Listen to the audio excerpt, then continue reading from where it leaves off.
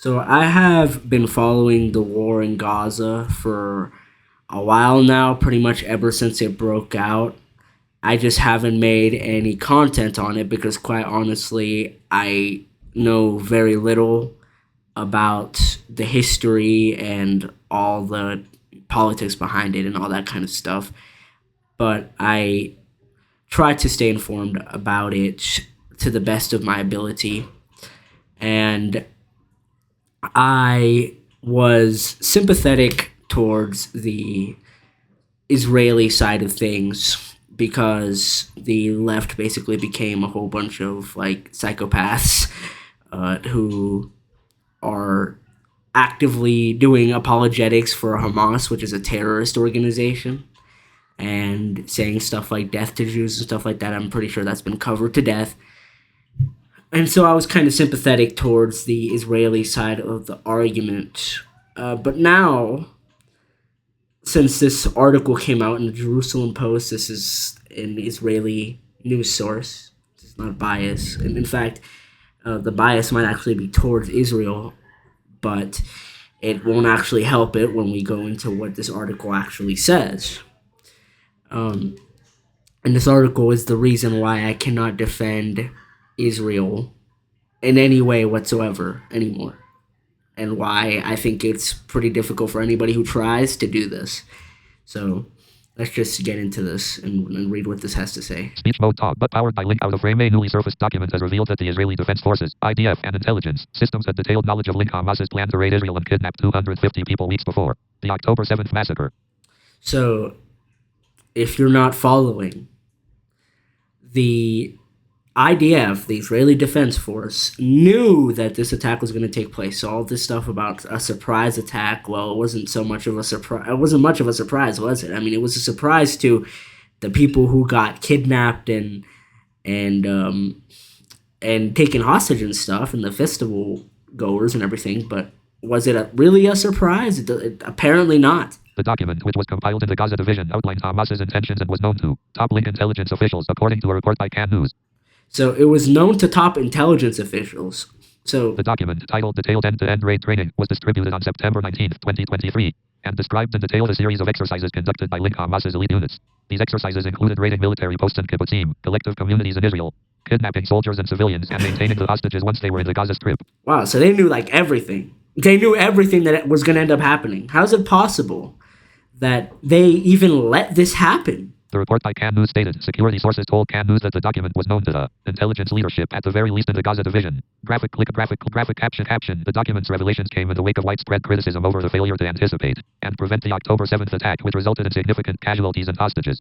And it also resulted in a long war that is still going on to this day, and that they justified on the grounds that it was a unprovoked attack. Well, maybe it was unprovoked, but was it a surprise? Because you guys just admitted the IDF, the security established the IDF that you knew the documents revelation about it. The IDF had precise information about Hamas's intentions, but due to prevailing conceptions within the security establishment and possible negligence by senior officials, the warning signs were not acted upon.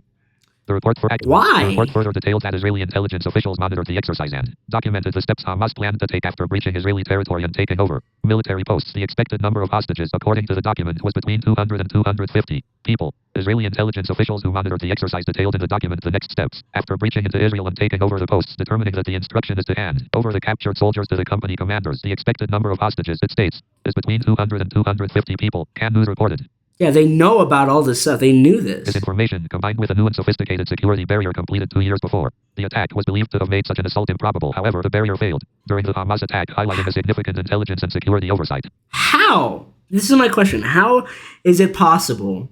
And this is why there's no defense for this. Because tell me if this makes any sense to you, okay? You know that somebody is going to like raid your home, and somehow it still happens. You don't do anything to prevent it. They're saying, oh, negligence. Why is there negligence on this scale? This is disturbing. It doesn't make any sense for these people who Israel is, very, very well defended. and they care a lot about their military and all this stuff, right? How is it possible? How is it possible that they allow something like this, and because this attack went on for hours too? How is it possible that they allow this kind of attack to take place? Does this not, and I don't want to, spread any conspiracies or anything like that, but doesn't this point to some kind of ulterior motive? Because make this make sense. There is no defense for this. There is no explanation that you can give for this. How do you really expect me to believe that there was negligence in a country where, how some reports have said that you can't really walk that far without encountering military presence?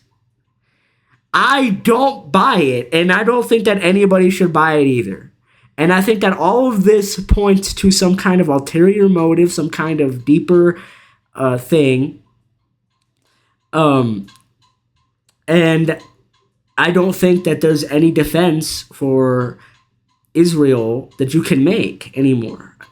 All defense collapsed once they revealed that they actually knew all along that this is going to happen. And they we somehow failed. Our bad, guys. This is ridiculous. It's insane. And I don't understand how you could make any more arguments. I guess you could still say it was a surprise, but was it really? Was it really? Because apparently not, according to these articles and Israeli sources.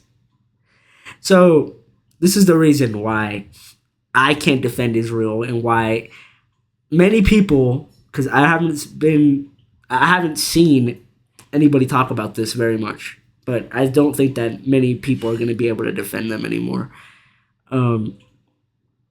After they knew that this was going to take place, and they probably knew a bunch of other stuff as well. So that's my take on this. Let me know. Maybe there's like some pro-Israel people that can do some apologetics for this or something. But I don't know, man. I don't buy it. I don't buy that you can know about this and then somehow it just happens still. But if you guys want me to talk about this more, or you want me to consider some other perspective, or you got more material for me or something, just let me know in the comments, and I'll see you guys in the next one.